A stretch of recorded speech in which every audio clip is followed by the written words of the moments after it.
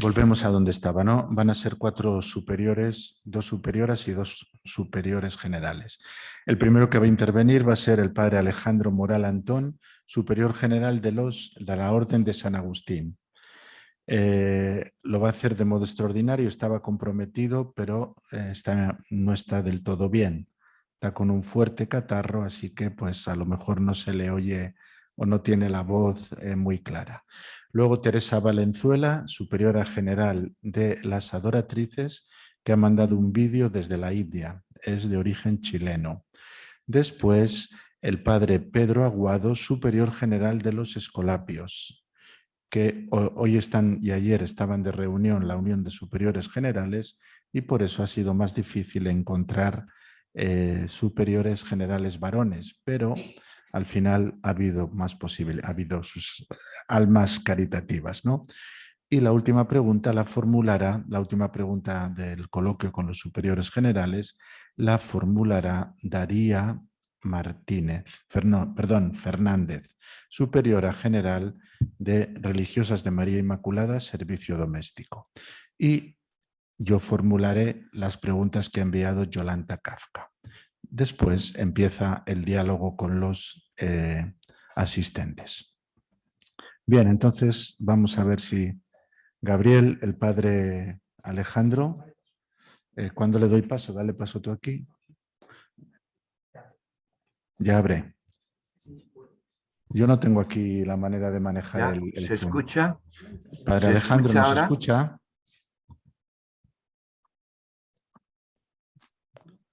No nos escucha. Yo sí os escucho. Sí, ahora. Y estoy hablando también. Sí, cuando...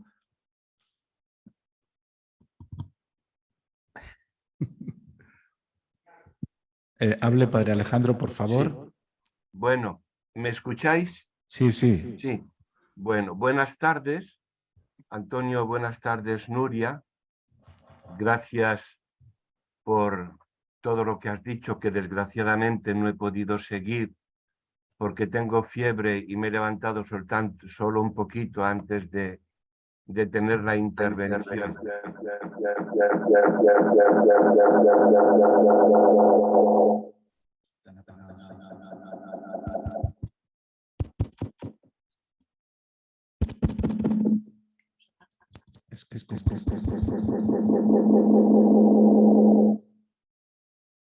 Madre mía.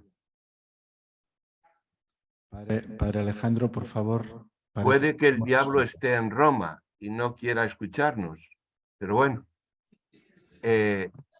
Creo, Nuria, que el tema tiene muchos aspectos en muchos campos y, como te digo, me hubiese gustado mucho escuchar la conferencia.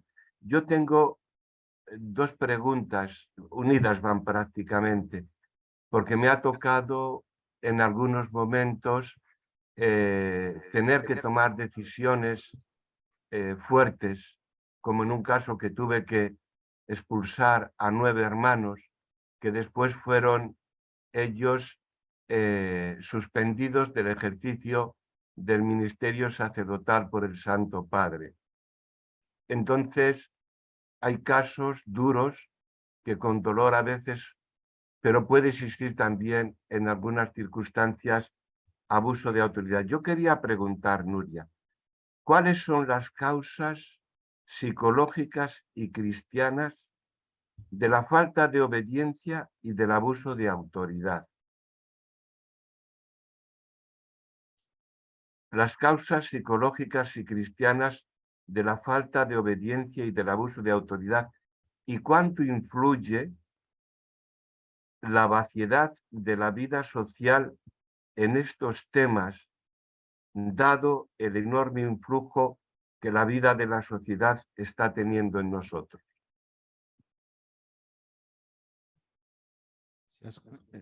Se ha oído muy bien, padre Alejandro. Sí, gracias. Si tengo que repetir algo, ¿está bien, Nuria? Sí. Vale, gracias. Bien, pues muchas gracias, Alejandro, por la pregunta. Bueno, es una pregunta un poco extensa y Bueno, yo no sé si estoy en condiciones de dar una respuesta a las causas psicológicas porque escapan un poco del ámbito de mi trabajo y de lo que yo sé, ¿no? Es decir, hay causas psicológicas, la falta de obediencia y el abuso de autoridad en la vida religiosa y en la vida normal. Es decir, que en eso me imagino que estamos más o menos igual que en otros ámbitos. Respecto a las causas, bueno, que tú definías como cristianas, digamos las causas más teologales, más teológicas, yo creo que, bueno, a lo largo de la tarde he intentado como ordenar algunas, ¿no? Yo creo que una de las causas principales, ¿no? Y que son comunes tanto en la falta de obediencia como en el abuso de autoridad, tiene que ver con el no ejercicio de la verdadera autoridad y de la verdadera obediencia, ¿no? Es que llamemos obediencia y autoridad a cosas que no son. Y esto tiene mucho que ver, a mi modo de ver, con los previos, ¿no? Los previos. Y en los previos hay previos personales. Os decía que esto de la relación autoridad-obediencia, que el ejercicio de la obediencia siempre es un diálogo, ¿no? Y es primero un diálogo del que obedece con Dios, del que manda con Dios, y luego un diálogo entre ambos. Y ese diálogo es el final de un camino que tiene que empezar bueno, con una disposición, preparando la disposición interna de los dos sujetos, ¿no? En disponibilidad, en indiferencia, en escucha, que supone también que realmente sepamos dialogar, que estamos dando por hecho muchas cosas, ¿no? Estamos dando por hecho que sabemos escucharnos y que cuando nos escuchamos oímos lo que el otro dice, no lo que nosotros estamos interpretando que el otro dice. Que, claro, parece que es una tontería, pero un diálogo no se puede establecer si no hay una verdadera escucha vulnerable, de corazón a corazón, disponible a acoger la palabra del otro, la intencionalidad del otro, lo que quiere decirme el otro desde el otro y no desde mis criterios, mis etiquetas y mis previos. Y luego entonces sí, se puede dar el diálogo y entonces sí, en ese diálogo entre el superior y el que obedece puede generarse esa especie de entre, que es el lugar del espíritu que se hace presente en el mismo diálogo y que ya ha estado dialogando previamente con nosotros. Entonces, si falta todo esto a nivel personal, pues al final lo que hay no es obediencia ni es autoridad. Entonces, ¿podemos llamarlo falta de obediencia? Bueno, pues no sé, es que es ausencia de obediencia, yo no lo llamaría falta de obediencia, ¿no?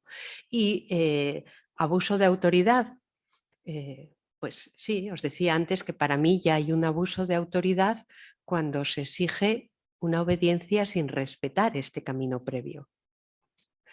A ver, que yo soy muy consciente, ¿no?, de que la vida es como es y que muchas veces, ¿no?, provinciales, generales, tienen que tomar decisiones en un tiempo récord porque las necesidades son récord también, ¿no? Pero también lo que os decía antes. Entonces vamos a ir llamando las cosas por su nombre.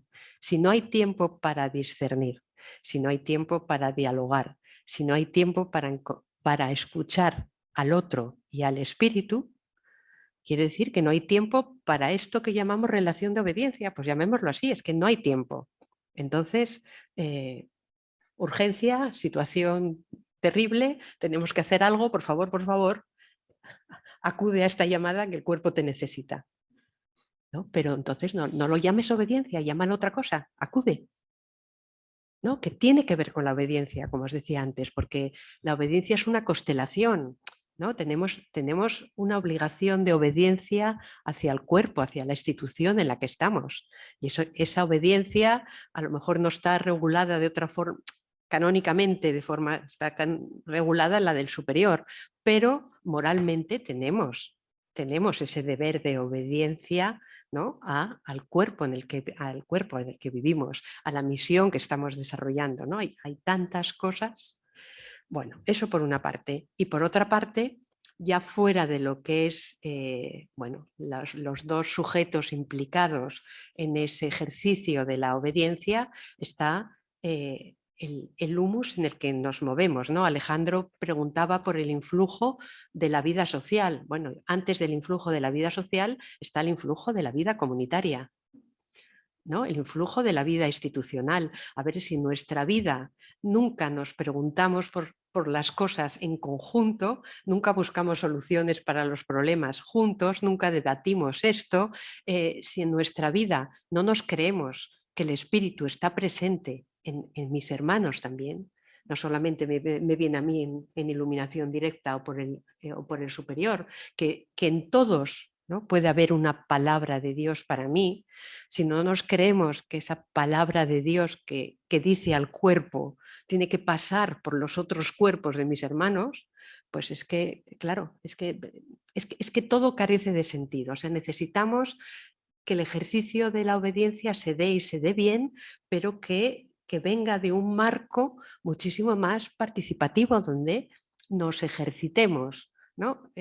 Decía yo ahora al final, ¿no? Que tomemos el hábito del discernimiento cada uno, personalmente, ¿no? Si no tenemos ese hábito de que cuando nos pasan cosas en la vida pequeñas, cada día, no nos preguntamos cómo está, Señor, qué quieres de mí en esto, luego, claro, cuando llegan cosas más grandes, es que no sabemos hacerlo, ¿no? O necesitamos un curso de 3 años para poder hacerlo, ¿no? Y si en la comunidad no hay este ida y vuelta, ¿no? de creerlo, de buscar juntos, de pensar, si no hay esa participación en la búsqueda, en la resolución de problemas que surjan, si no nos sentimos corresponsables con todas las cosas, también esto es otro tema también de nuestra vida religiosa que tiene tela, ¿no?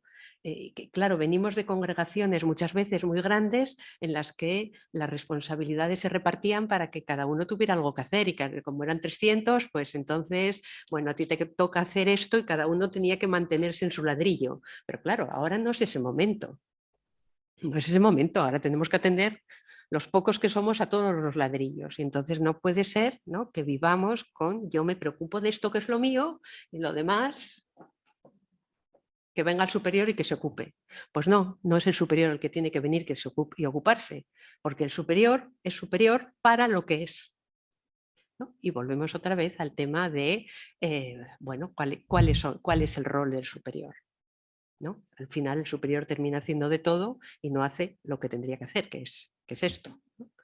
Y bueno, el influjo de la vida social también es obvio, ¿no? Y tiene mucho que ver con lo que hemos visto en la primera parte hoy, ¿no? A ver, la imagen de Dios que tenemos, ¿no?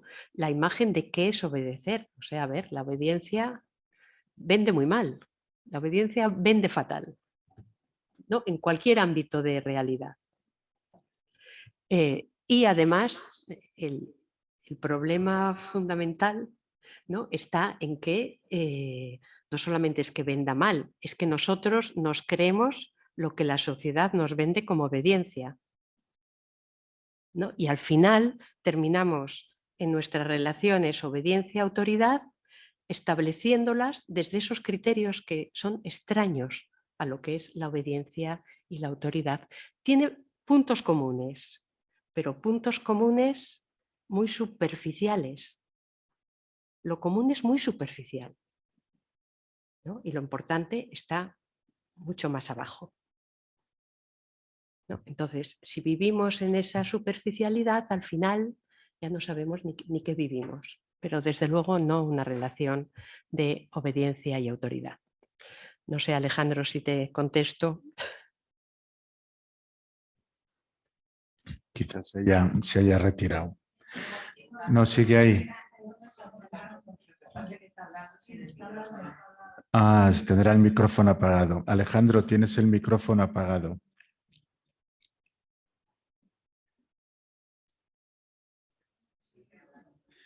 No está, yo creo es que al estar con la fiebre no está el hombre. operativo al 100%. Un pequeño comentario muy simple antes de pasar el vídeo de Teresa, lo dejamos ya con Alejandro, sí. Antes de pasar el vídeo de Teresa Valenzuela, la superiora general de las adoratrices. Sobre la obediencia al cuerpo, el cuerpo tiene muchos miembros. Ese texto paulino creo que puede ser también muy sugerente y puede, en el sentido que tú estabas hablando, Nuria, puede también iluminar el contenido que nos quieres transmitir. Bien, pues Alejandro, nada.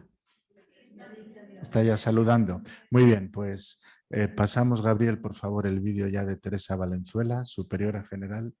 Muy buenas tardes a todos los participantes a este encuentro de reflexión organizado por el Instituto Teológico de Vida Religiosa.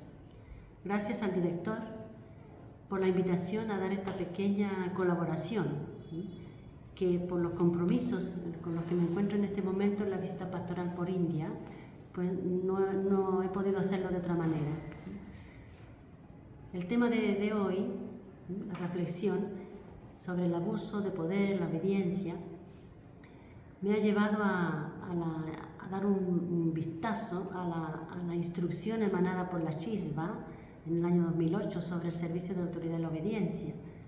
Transcurridos 14 años, veo que ha cobrado una actualidad que tal vez en ese momento nadie imaginó.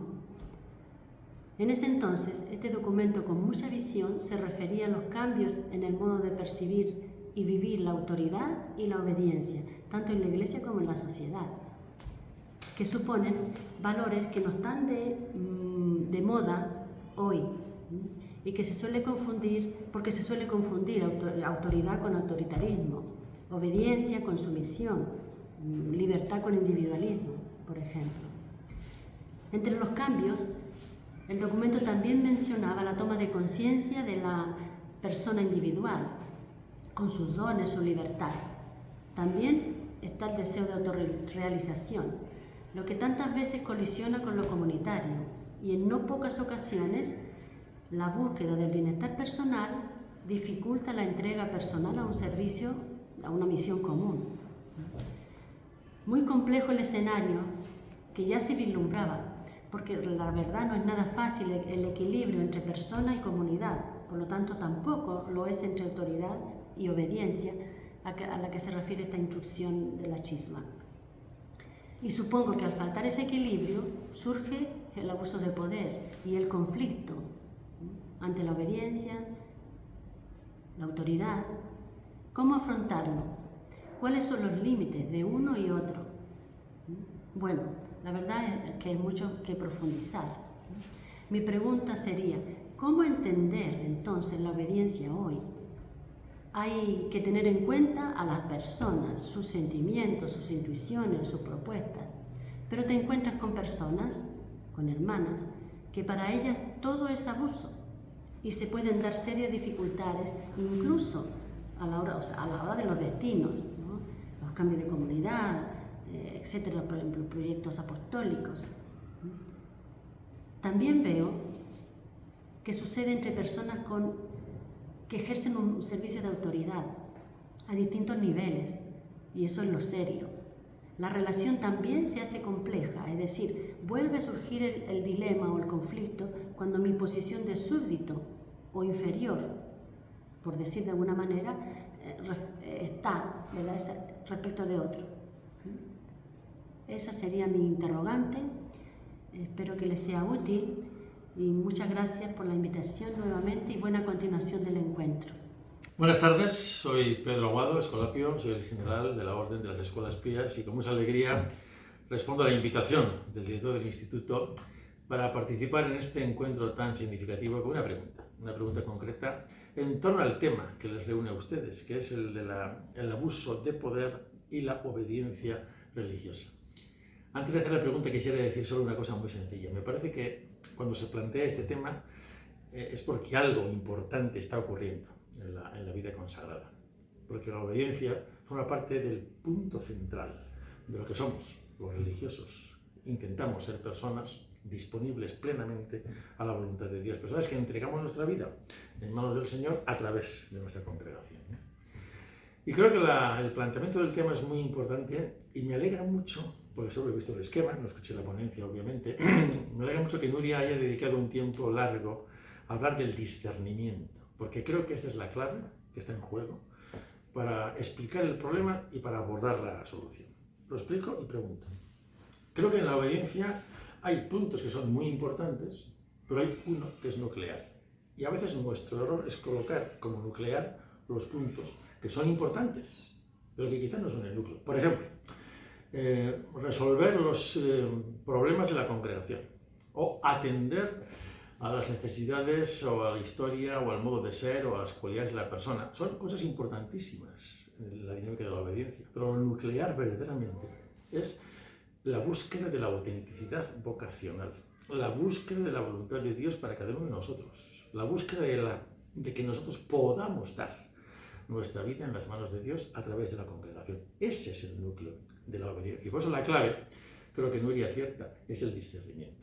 Yo creo que ese discernimiento se tiene que jugar en todos los ámbitos de la vida religiosa, especialmente en la formación inicial, en la vida cotidiana de las comunidades y las tomas de decisiones. Mi pregunta sería, ¿qué procesos nos ayudarían en el hoy de la vida consagrada? ¿Qué procesos nos ayudan, sobre todo en estos ámbitos de formación, de vida cotidiana y de toma de decisiones, para desarrollar una cultura de discernimiento en torno a este tema? Porque de lo que estamos hablando es transformar la cultura de la congregación.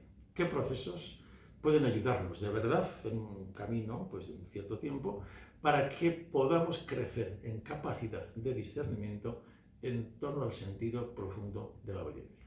Gracias y mucho ánimo en estas jornadas. Buenas tardes. Me hubiera gustado participar en el simposio del abuso de la autoridad y la obediencia.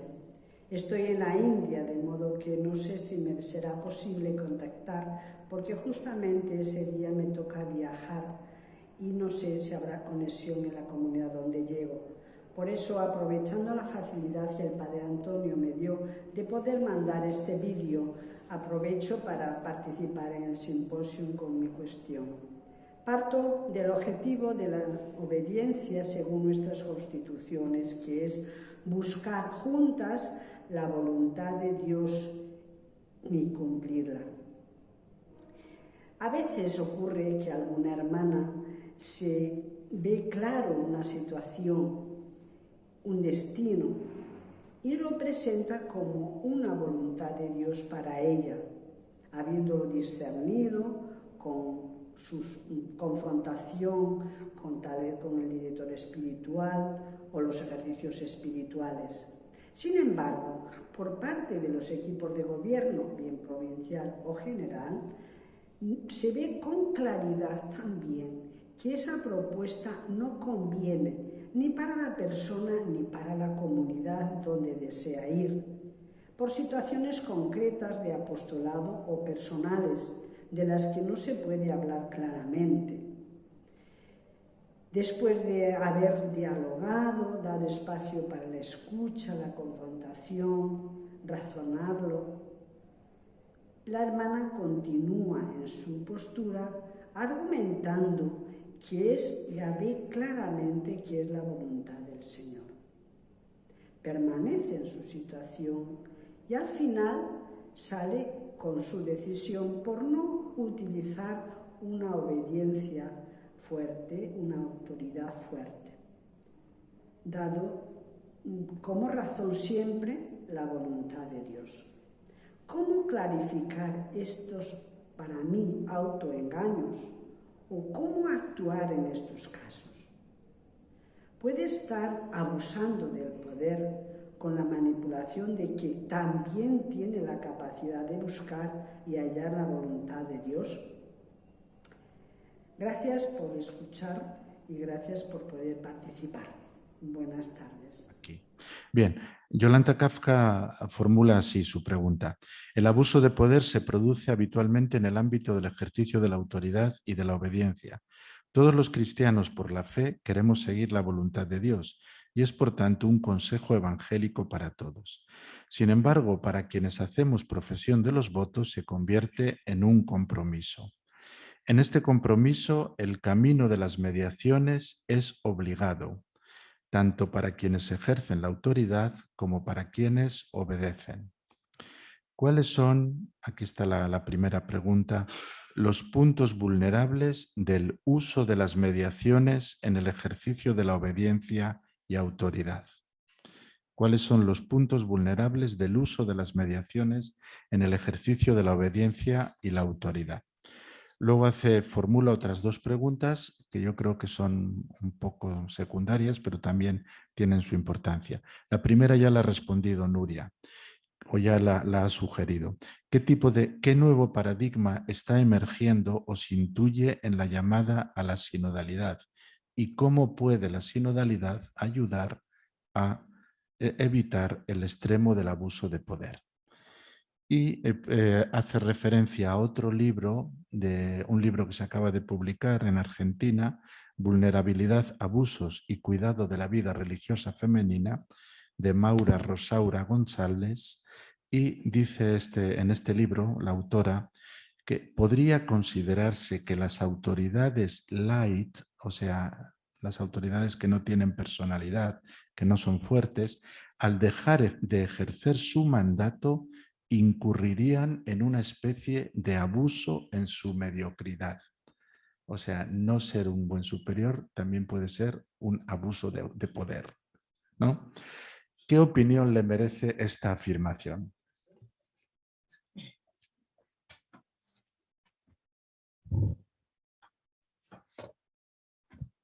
Bueno, aquí hay mucha cosa, mucha pregunta y mucha cosa en cada pregunta.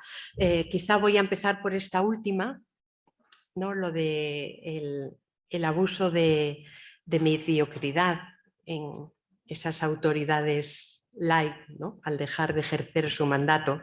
Bueno, a ver, yo creo en esto siempre, bueno, no tener a la persona delante no es muy bueno porque las palabras, como siempre digo, bueno, las palabras nos sirven para comunicarnos, pero también nos sirven para confundirnos. Es decir, qué es lo que tenemos cada uno de nosotros detrás cuando decimos una autoridad light.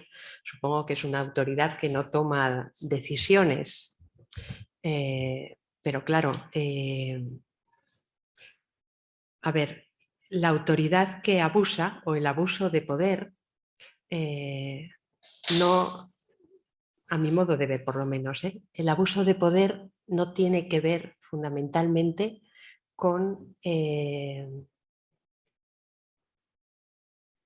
servicio de tomar decisiones o de mandatos que la persona haga, ¿no? A ver si me explico. No quiere decir que porque mando más tengo más riesgo de abusar del poder. No. Esto es porque mando mal o porque no mando, hago otra cosa que no es mandar, ¿no? Entonces, ¿a qué llamamos un mandato light?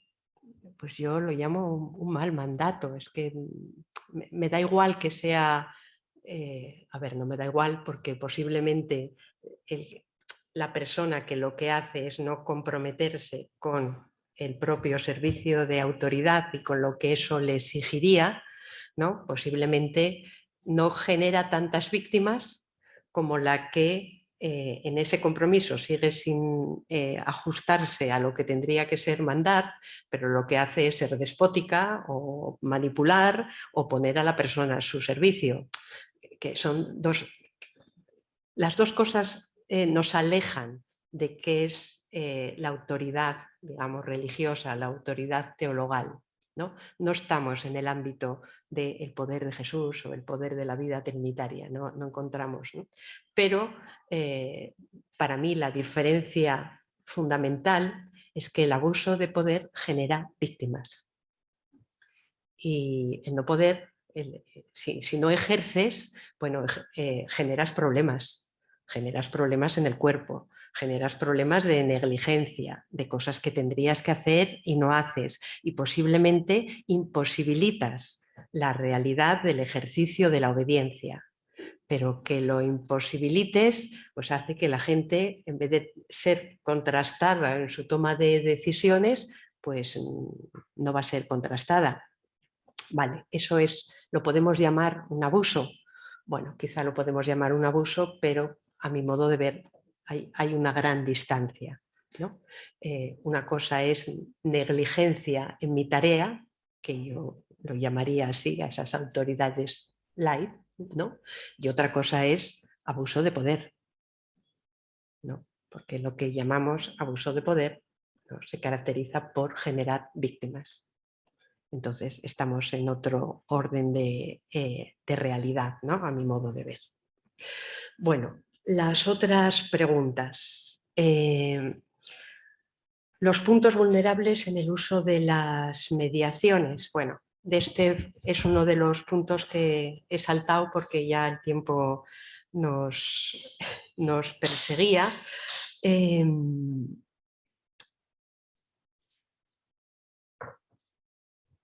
Bueno, también, a ver, me imagino que son los puntos vulnerables en el ejercicio de la obediencia y la autoridad, porque el ejercicio de la obediencia y de la autoridad son mediaciones, ¿no? Son mediaciones para buscar y hallar la voluntad de Dios. Entonces, quiero decir que aquí hay dos mediaciones como sobrepuestas, ¿no? Me imagino que lo que quiere preguntar es esto, ¿no? Los puntos vulnerables que en esta mediación, que es la figura de autoridad en el ejercicio de la obediencia, puede aparecer. Bueno, puntos vulnerables yo creo que son, en primer lugar, ¿no?, tiene que ver mucho con lo que he contestado en la pregunta anterior.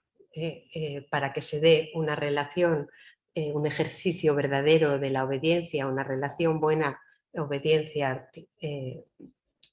autoridad, tiene que haber dos personas que hagan sus procesos previos bien y que luego tengan este encuentro, ¿no?, autoridad, obediencia, también de una forma viable, honesta, en la que se haga espacio a la presencia del espíritu. Entonces, siempre toda relación o todo ejercicio de la obediencia tiene la vulnerabilidad que le es propia a cada uno de los sujetos que están comprometidos en ese ejercicio. En otras palabras, todos somos vulnerables y por lo tanto en el ejercicio de la obediencia, bueno, los primeros elementos vulnerables somos el que obedece y el que manda, ¿no?, con su límite, con su vulnerabilidad, con la problemática que tenga, con las circunstancias.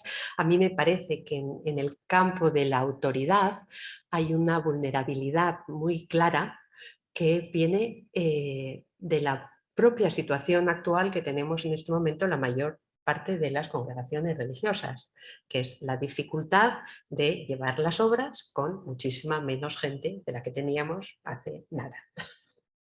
Entonces, ¿qué pasa? Bueno, que hay muchas urgencias. Ese capítulo de la obediencia a la necesidad es un capítulo enorme, ¿no?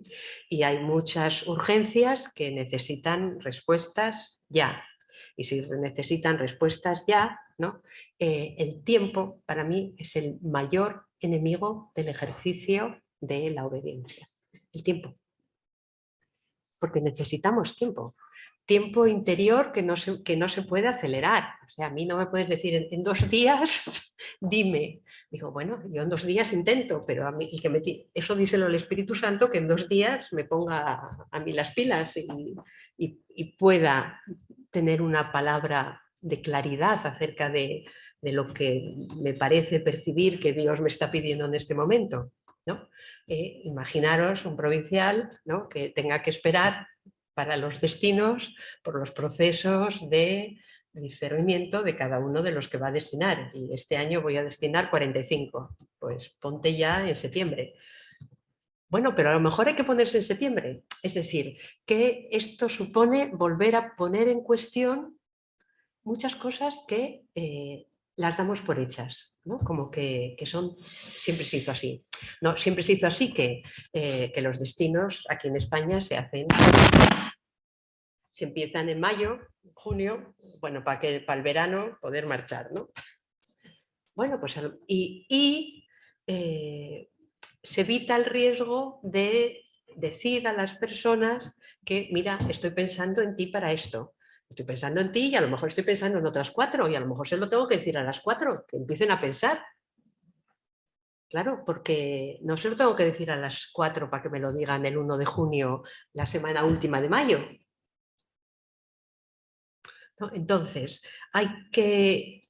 el tiempo es el enemigo de estos procesos, con lo cual quizá lo que tenemos que preguntarnos es si no tenemos que cambiar, ¿no?, nuestras formas de vivir la obediencia y ampliar los plazos y decir a la gente con tiempo que se peguen la perreta, que lloren, que se enfaden, que se reconcilien, que vuelvan y al final, quizá después de 3 meses, pues te pacificaste y te encontraste.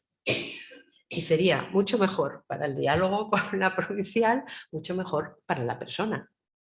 Y sobre todo sería mucho mejor porque estaríamos intentando, yo no digo que el ejercicio de la obediencia lo vamos a hacer fantástico, todo perfecto, ¿no? Porque somos falibles, porque somos humanos, porque tenemos muchas cosas, porque uno tiene que estar indiferente no lo haces de un plumazo, te exige también un tiempo, entonces, bueno, yo creo que este ámbito, ¿no?, del tiempo es una de las vulnerabilidades más importantes y que es un reto para decir, bueno, tenemos que introducir cambios en nuestras estructuras, en el camino de cómo se vive la obediencia, en la que haya más participación, de más gente, si es mejor también para quien decide, ¿no? Si piensa que tiene estas 4 personas y no sabe, pues en vez de empezar con una, la primera dijo que no, la segunda, no es esto. Es las 4 están rezando, las 4 están pensando, las 4 me van a dar información de lo que están sintiendo y yo voy a estar rezando sobre las 4 también. Porque si no, después no va a haber nada. Bueno. Otros peligros que hay, otras dificultades, otros puntos vulnerables, ¿no?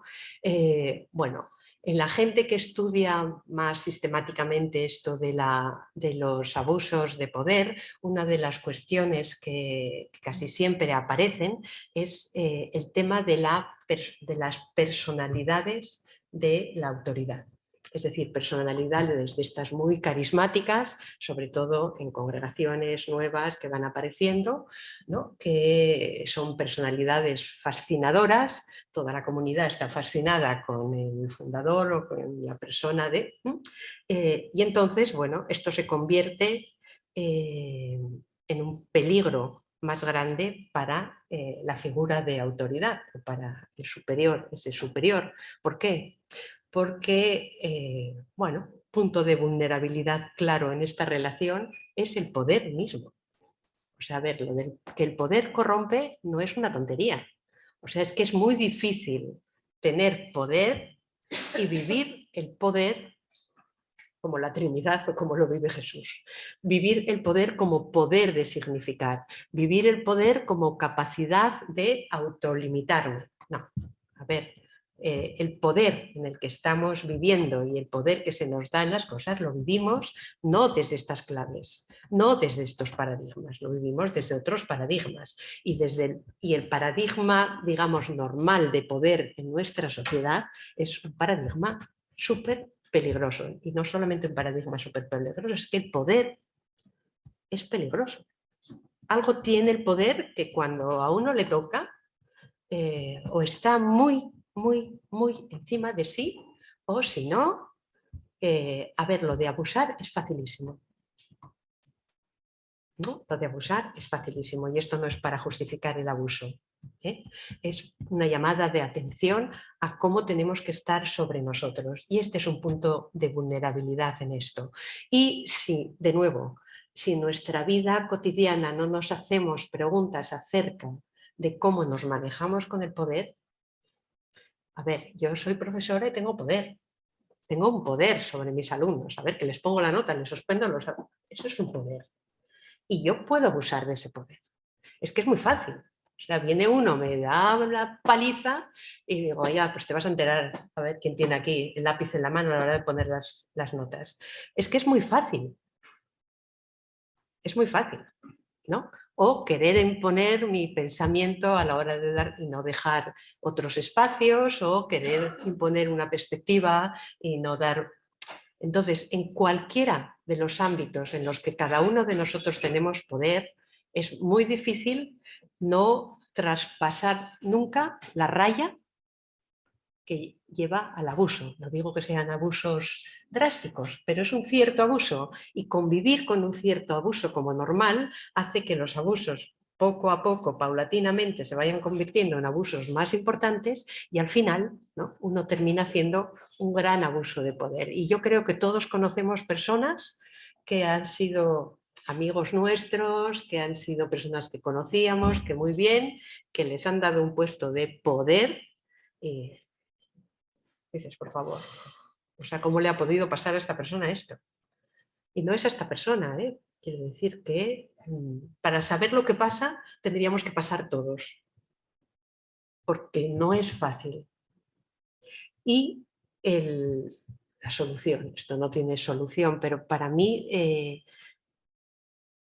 bueno, el que no nos enredemos absolutamente en esto, generando, ¿no?, más víctimas y más dolor, pasa uno, ¿no?, por la autocrítica, por el examen de conciencia de cómo manejamos cada uno de nosotros nuestro poder.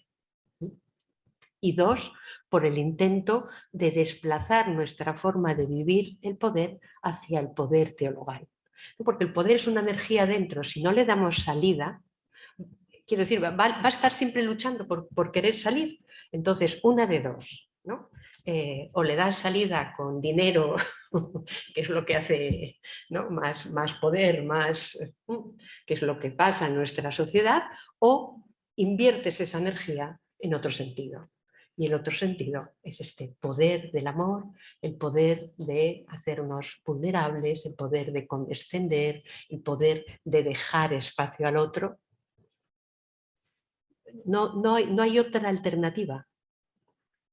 El poder, como lo dejemos funcionar, va mal. Va mal porque nos arrastra la vivencia habitual del poder en nuestra economía de pecado.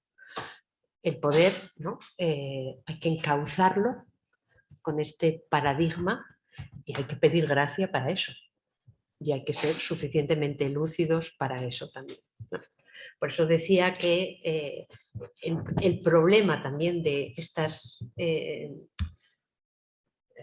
personas que son sujetos tan carismáticos, tan fascinantes en algunas congregaciones, que hace que toda la comunidad al final pierde el norte, ¿no?, y va detrás de esa persona, al servicio de esa persona y en el intento de preservar a esta persona, ¿no? Y al final, pues esto muchas veces acaba en bueno, pues situaciones bastante peligrosas, ¿no? Bueno, el autoritarismo puro y simple, bueno, es tan obvio que yo creo que nos podemos defender mejor de él, ¿no? Cuando el poder viene oculto en la fascinación de una persona carismática, es más problemático, es más tramposo, ¿no?, para la persona misma, ¿no?, que de repente se siente alabada y todo el mundo le reconoce y ya chin, chin, chin, vamos para arriba, y también para la propia comunidad que se siente arrastrada a sostener a esa persona, ¿no? Otro tema que yo creo que también es un tema que tiene que ver con las grandes vulnerabilidades en esta relación es el tema de la unidad, ¿no? Porque el tema de la unidad en la vida religiosa es muy importante, ¿no? Somos comunidad, tenemos que estar unidos, la unidad que Cristo quería para todos, todo este tema, pero claro, el problema es, de nuevo, de qué unidad hablamos y qué imagen tenemos, ¿no?, de unidad. Tenemos la imagen griega del Dios emperador uno solo, ¿no?, o de este Dios del que hemos hablado hoy, que no quiere estar solo y genera al Hijo y genera al Espíritu, y además se introduce en este movimiento de tener que dejar ser. La unidad en la Trinidad, que no se rompe y que sigue siendo unidad, es una unidad múltiple, es una unidad en la diferencia. la tentación de la vivencia de la unidad en la vida religiosa ha sido, por los siglos, la uniformidad. Y vestimos todos igual para que parezcamos más unidos. Y hacemos todas las cosas igual para que, es decir, se genera un molde y ahí el molde se sacraliza, es el molde de la unidad y vamos introduciendo los sujetos, el que cabe bien y el que no cabe, tú no debes tener vocación fuera. En vez de aprovecharnos de la riqueza, de la diferencia de cada sujeto. Bueno, este es otro tema peligrosísimo de cara al abuso, ¿no? Porque el que no quepa en este molde o se va, o lo aplastamos, o lo recortamos, ¿no? Recortamos las cosas que no quepan en el molde y que se quede solamente una parte, o al final son personas que siempre están como bueno, no reconocidas, marginadas en las congregaciones porque no se ajustan, ¿no? Y no solamente hay ese problema, sino el problema de los que se ajustan, de los que caben, y ahí se quedan, sin crecer, sin enriquecer al cuerpo, sin nada, ¿no? Entonces, tema de la unidad, importante. Y tema de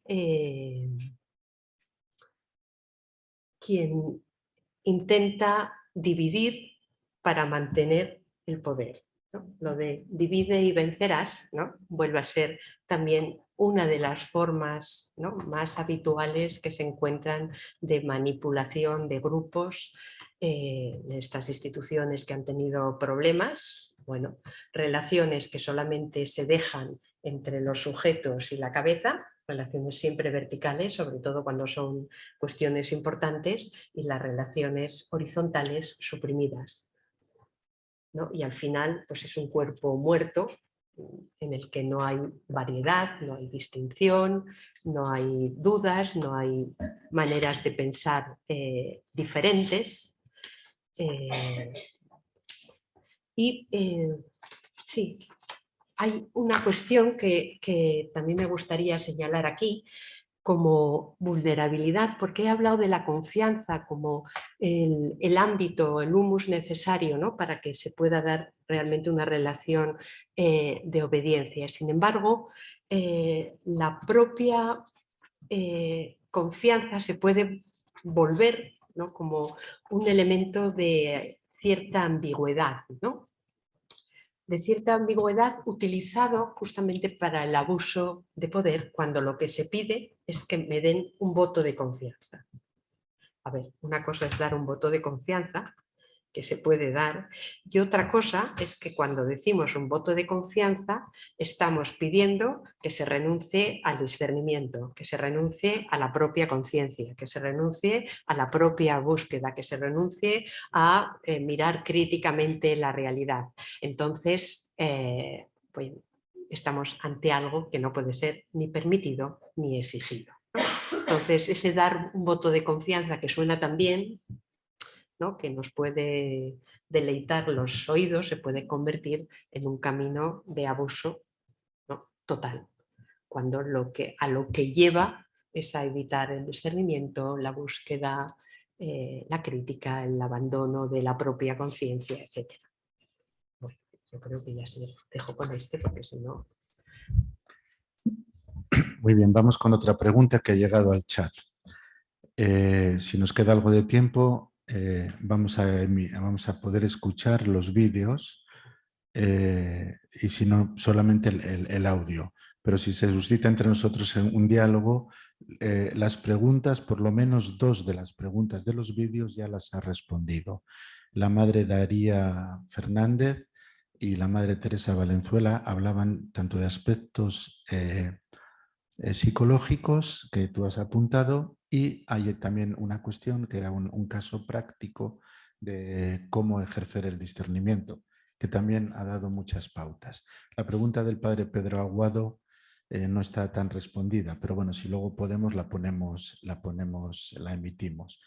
Hay una pregunta que viene por el chat que es bastante interesante y es ¿qué medios formativos habría que implementar para que los superiores no caigan, medios formativos para los superiores, ¿no?, para que los superiores no caigan en el abuso de poder? Es una pregunta muy difícil también, es muy amplia, pero bueno, ¿qué medios formativos habría que implementar para formar superiores que no caigan en el abuso de poder? Sí, y no sé si al principio de todo, o sea, a ver, aquí yo veo dos cosas importantes. Hay un medio formativo, los medios formativos que a mí se me ocurren no son solo para los superiores, porque si son solo para los superiores ya empezamos mal, ¿no? Entonces, tenemos que cambiar nuestra forma de percibir la cultura de la obediencia y de la autoridad. Tenemos que cambiarlo y tenemos que cambiarlo todos. Y yo os digo de verdad que en mi vida he visto generales, superioras, intentando cambiar cosas y, o sea, no os podéis ni imaginar,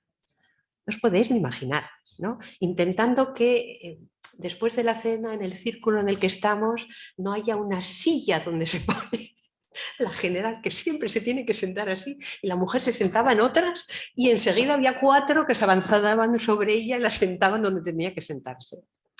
Es decir, el abuso de poder, ¿no?, muchas veces está alimentado por quien no tiene poder. Está alimentado por quien no tiene poder, ¿no? Y entonces, entre la tendencia que ya tenemos todos natural a abusar un poco de nuestro poder y que encima tienes un regimiento detrás, ¿no?, que te está con el incienso todo el día y por Dios, ¿cómo va a estar la general fregando platos? Pues no le pasa nada, las manos no tiene ningún problema. Es decir, si tiene tiempo puede hacer esto también, ¿no? No, esto no es un escándalo, ¿no? Entonces, hay un montón de pequeñitas cosas que están vinculadas a la autoridad, que no son siempre las figuras de autoridad las que la mantienen, las mantiene el resto. Las mantiene el resto, ¿no? Entonces, la formación la tenemos que hacer todos, ¿no? Porque son inseparables, ¿no? Por esto que decía al principio, obediencia y autoridad forman parte de un único sistema y tenemos que cambiar nuestra forma de proceder en ese sistema, ¿no? Porque tenemos un montón de usos, costumbres, cositas que hacemos que no tienen nada que ver con nada de esto es lo que creemos y que además alimentan lo peor del ejercicio de la obediencia y del ejercicio de la autoridad. Entonces, medios formativos para todos y todas, que es sentarnos a hablar y a repensar estas cosas que hacemos, pero ¿por qué las hacemos? Pero hay tantas cosas que las hacemos porque siempre se hicieron así, que ya hemos perdido hasta la capacidad de preguntarnos ¿por qué hacemos esto? ¿Esto tiene algún fundamento? ¿Esto es fundamental en la vida religiosa? ¿Esto es fundamental en las relaciones de obediencia? ¿Qué es lo fundamental? Y perdemos el tiempo y la energía en cositas de estas pequeñas y no nos sentamos a decir no. Lo esencial es esto. Y ahí viene el segundo medio formativo que se me ocurre, también para todas, ¿no? Que sería, que tiene que ver con todo esto de la conversión sinodal también. Es decir, o entramos, ¿no?, en un modo de relacionarnos, de buscar, de situarnos ante la misión, de situarnos ante la propia vida comunitaria, en la que todos participamos, en las que todos aportamos lo que vemos cada uno, ¿no? O si no, nunca podremos llegar a hacer un ejercicio fluido de esto. Entonces, los medios formativos, a mi modo de ver, pasan por formarnos en la escucha, que yo creo que ese es uno de los grandes hándicaps que tenemos. Nos oímos, pero no nos escuchamos, ¿no? Formarnos en la escucha, ser capaz de decir, este está hablando, por favor, voy a quitar de la cabeza todas las cosas que estoy pensando ya. Vosotros pensad cuando estáis en vuestras comunidades y alguien abre la boca. Es que te salta, ¿no? Tienes una colección de etiquetas ahí, ¿no? Antes de decir la segunda palabra, ya terminaste tú la frase casi, de lo bien que te sabes lo que va a decir. Y a lo mejor te sabes muy bien lo que va a decir, pero a lo mejor no has captado nada de lo que quiere decir. Entonces, a ver, esto es como el primer escalón, es que si no avanzamos ahí, ¿no? Nada de lo demás va a llegar, no va a ser posible ningún ejercicio de discernimiento, que es la herramienta fundamental, ¿no? Entonces, yo diría, medios formativos, el discernimiento, sin ninguna duda. Eso me parece lo más esencial. Pero el discernimiento no se accede en directo. No hay discernimiento si personalmente no hay indiferencia y no hay discernimiento si no hemos hecho un recorrido de aprendizaje a escuchar y a dialogar. Y a ver, hay muchas técnicas, yo soy una forofa de los círculos de escucha en nuestras comunidades, cada vez los estamos intentando practicar más porque no tenemos el hábito de escuchar. Entonces, nuestras reuniones comunitarias son todas intercambiando pensamiento, ¿no? Y escuchando muy poquito, muy poquito. Entonces, realizar técnicas de escucha en las que yo no digo nada, escucho, simplemente escucho. Y como mucho, ¿no? Después de oír a todo el mundo, tengo una vuelta para decir qué he sentido, no para contestar a nadie, no para decir que estoy de acuerdo o que no estoy de acuerdo, simplemente para decir lo que he sentido. Si no empezamos por ahí, no podremos captar nunca el espíritu que hay en el otro, no podremos entrar en diálogo con él desde el corazón y desde el espíritu, y no podremos discernir con nadie. Entonces, yo creo que realmente necesitamos, sí, empezar por ahí, por la escucha, por el diálogo y por el discernimiento. Si no se implementan, ¿no?, estos tres niveles, no vamos a poder realmente llegar a hacer un ejercicio fluido de obediencia, de autoridad, de nada. Muy bien. Hay una pregunta muy interesante en el chat, pero creo que los que estamos aquí participando podemos hacer alguna pregunta, seguro que la queremos formular.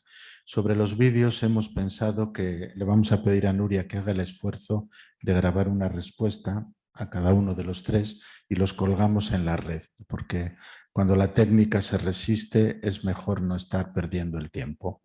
Bien, ¿hay alguna pregunta que queráis hacer los que estáis aquí? Ya hemos pasado 2 preguntas de las que han venido por el chat y hay otra muy interesante. Pero si los que estáis aquí queréis hacer una pregunta, a ver, Héctor, tienes que acercarte al micrófono y luego ya nos quedan 10 minutos, podemos quizá con esta pregunta que hay aquí pendiente, esta sea la penúltima y la siguiente la última, la que viene del chat, aunque a lo mejor es un poco larga de responder.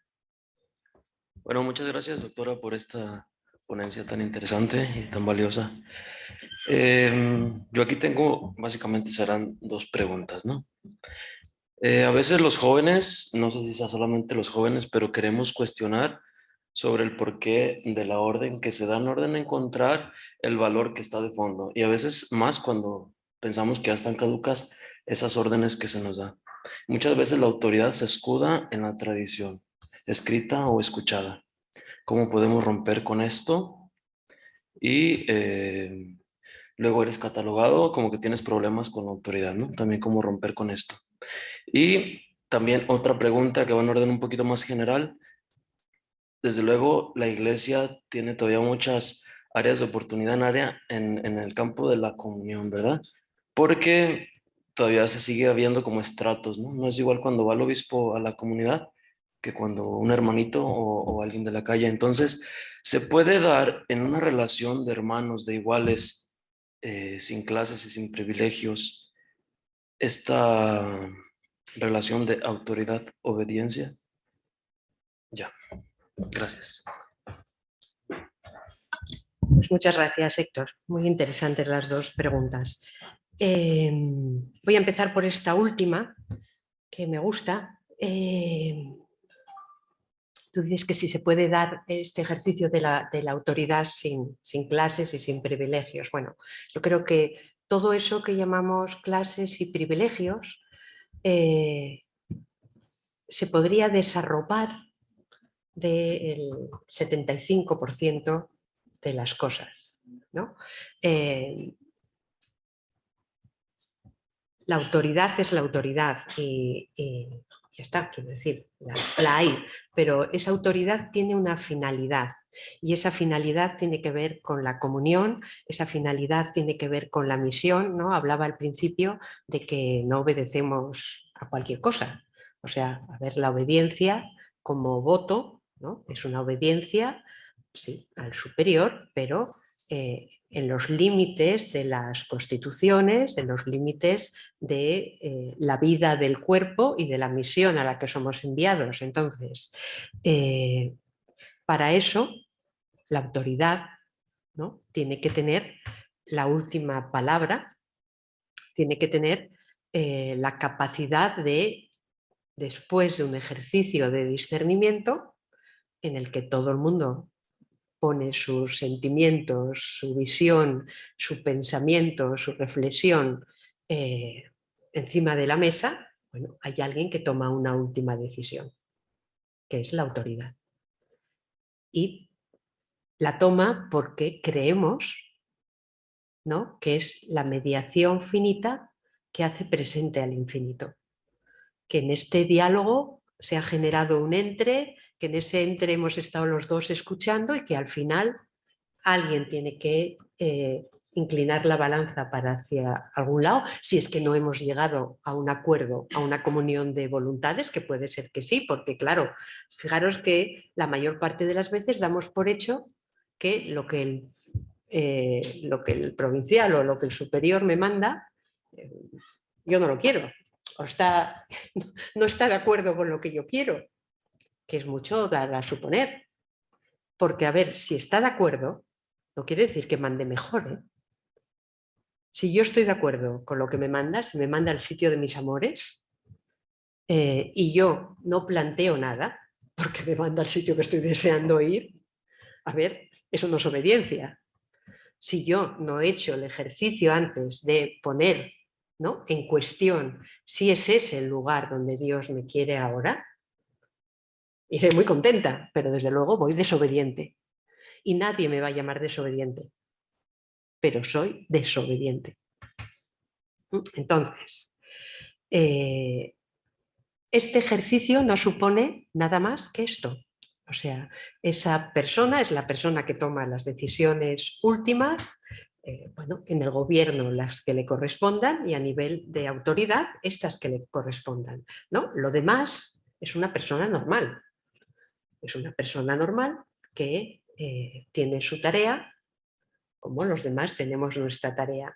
Todos los demás ropajes los hemos puesto nosotros. No están en ningún sitio, ¿no? Yo tenía una hermana que era de estas que todo lo que tocaba lo convertía en tradición y yo siempre le decía, ¿y eso en qué número de las constituciones aparece? Se quedaba muy fastidiada. Pero es que pensad que de la mayor parte de la... O sea, no podemos acoger como un ejercicio de obediencia algo que, como decía antes, ¿no? Tú hablabas ahora de cuestionar las órdenes, ¿no? Bueno, que no se den valor, que están en la tradición, que, a ver, es que la mayor parte de esas órdenes a las que no le vemos valor es que no son órdenes de obediencia, son órdenes de gestión de vida comunitaria. Y todo eso se puede poner en tela de juicio, ¿no? Por eso yo decía al principio que me parece que es tan importante que aprendamos a separar cuáles son los ámbitos. El ámbito de la obediencia es este y todo lo demás es coordinación de la casa, bueno, la misión tiene su autoridad en superior también, pero a ver, en otras cosas, ¿no? Cuando digo lo de los manteles, digo 80.000 cosas que cada uno sabremos en su comunidad qué es lo que vive y perdura, ¿no? Pero siempre se hizo así, lo seguimos haciendo sin preguntarnos, ¿no? Entonces, bueno, un poco lo que decía antes también, ¿no? Habrá que sentarse y decir, bueno, esto que lo hacemos, a ver, sabiendo que, bueno, nuestras comunidades son las que son, que tenemos un montón de gente mayor, que yo a mis hermanas de 90 años no les voy a quitar los hábitos que tienen a los 90 años, ¿no? Pero que las cosas se puedan hablar y que podamos saber qué cosas vamos a hacer, qué cosas no vamos a hacer y sobre todo sepamos separar, ¿no? Sin separar se junta todo. Cuando se junta todo, da igual las cosas más nimias que las obediencias más altas y todo se confunde. Cuando se mezcla todo, pasa esto, que aparecen estratos. Cuando se sabe, ¿no?, cuál es el rol de quien tiene la autoridad y cuál es su campo, pues se respeta ese campo, se respeta a la persona en ese campo y se acabó. Para lo demás es un hermano o una hermana más.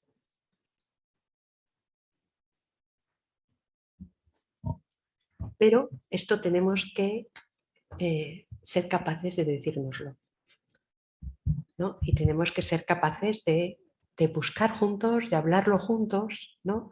De ser respetuosos también con lo que siente. A ver, esto no es un diálogo que va a resultar muy fácil.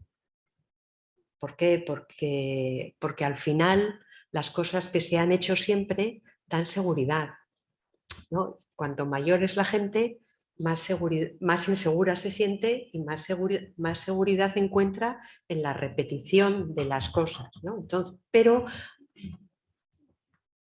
yo creo que tenerlo claro, ¿no? Poder hablarlo y no dejar que las cosas se perpetúen porque sí, sino decir, no, esto hay que clarificar dónde está, eso ya ayuda. Y después de hacerlo, a lo mejor uno tiene que volver a los mismos hábitos, de las mismas tonterías que hacíamos siempre, porque en mi comunidad hay 6 y 4 necesitan hacer esto. Y ya está, lo hago.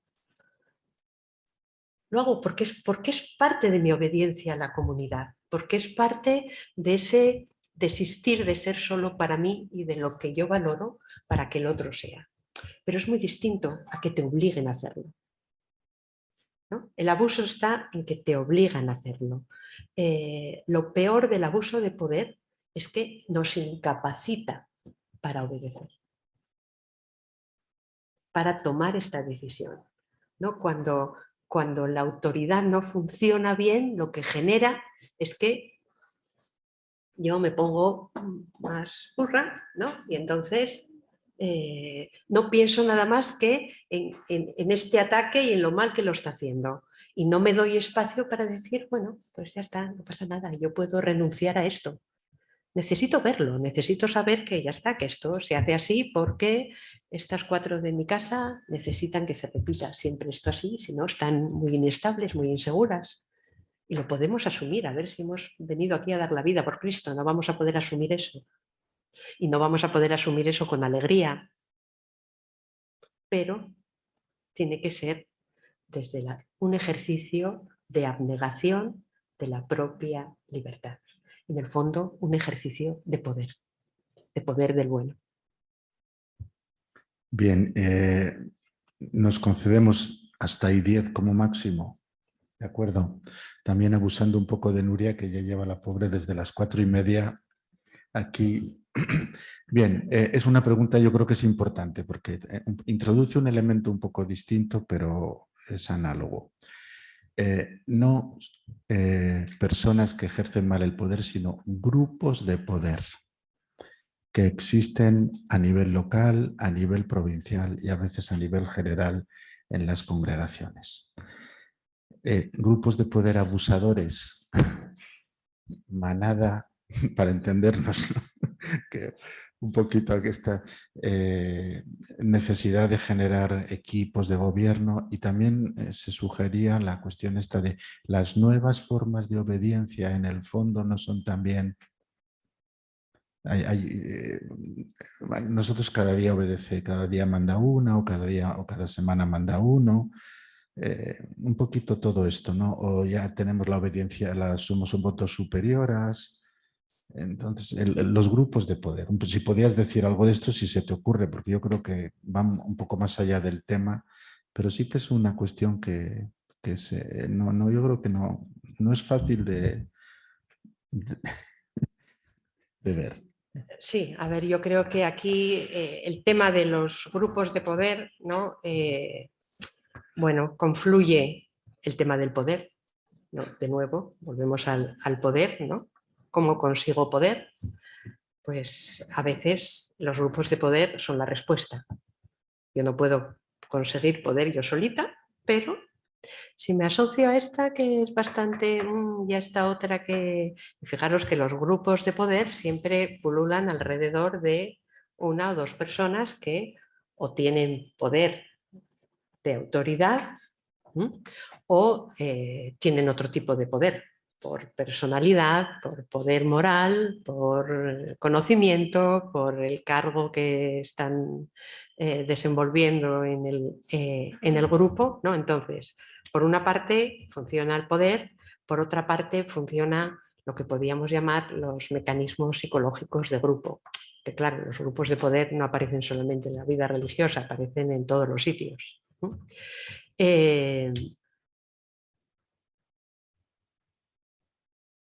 Para mí, contra los grupos de poder, la herramienta, ¿no?, más útil debería ser todo esto que está vinculado a la conversión sinodal, al camino de sinodalidad. Porque en la medida en la que todos somos más reconocidos más horizontalmente, en el que todos tenemos más palabra, en el que todos tenemos más sitio, en el que todos nos vamos incluyendo, ¿no?, en un lugar donde hay espacio para todos, estos grupos, ¿no?, terminan desactivados porque no encuentran el espacio. El espacio propio de estos grupos es esto, el abuso, la presión, el ir en contra de, ¿no?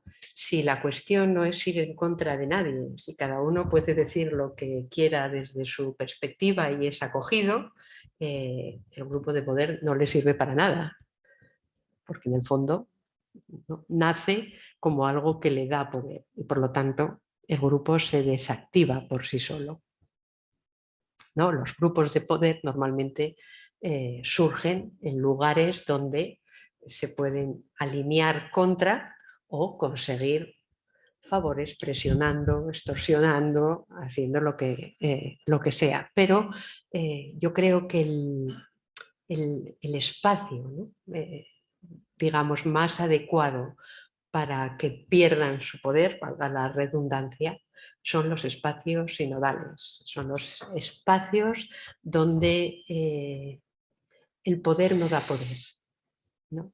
Son los espacios donde el compartir desde dentro, el buscar juntos, entonces, en tanto en cuanto la red es más horizontal, estos grupos intentarán tirar un poco cuando vean que se disuelven o van a hacer la guerra en otro sitio, pero no ahí, ¿no?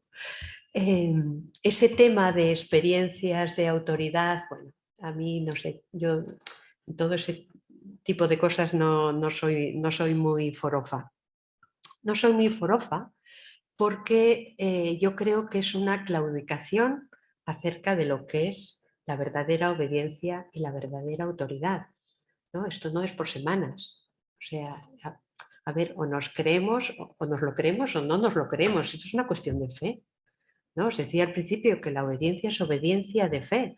Es fiarme de que el Dios infinito se va a hacer presente en mi vida a través de lo finito, a través de lo finito de las circunstancias, de las otras personas, de la palabra que leo y de la palabra que escucho, del hermano que vive conmigo y del hermano que tiene la autoridad de mi comunidad. Y eso es una cuestión de fe. Y me la creo o no me la creo. Entonces, para mí hay dos cosas distintas. Una, que es el asumir que el Espíritu nos habla y nos habla desde todos. No es que el superior tenga una luz directa desde el Espíritu Santo y él vea todo y los demás no vemos nada. No, el Espíritu se hace presente en ese entre, ¿no? Cuando hay dos buscando en la relación de obediencia o cuando una comunidad está buscando, ¿no? Entonces, bueno, esto de cada semana mandamos uno, pues bueno, para satisfacer el ansia de poder de todos, pues vale. Pero quiero decir que no es obediencia, no es obediencia teologal, eso es lo que quiero decir, ¿no? A ver, que me parece muy bien que diferenciemos en la comunidad lo que es obediencia de lo que es coordinación. Entonces, esto y esto pertenece a la coordinación de la comunidad. ¿Lo va a hacer el superior? Vale. No queremos que lo haga el superior, vamos a asumir nuestra corresponsabilidad y tiramos cada uno de nosotros por ello, uno cada semana, uno cada mes, uno cada... Pues muy bien, eso me parece bien. Pero entonces no llamemos a eso obediencia, ni llamemos a eso autoridad. Eso es coordinación del grupo, eso es gestión del grupo, es lo que queramos. ¿No? Pero no es que si unificamos y mezclamos todos, entramos en debate, ¿no? De lo que estamos hablando es de algo que es una cuestión de fe. Y si salimos del ámbito de la fe, esto no tiene sentido. No sé si he respondido. No, la verdad es que la última frase es lapidaria. Si salimos del ámbito de la fe, esto no tiene sentido. Y nos quedamos con ella. Muchísimas gracias, Nuria.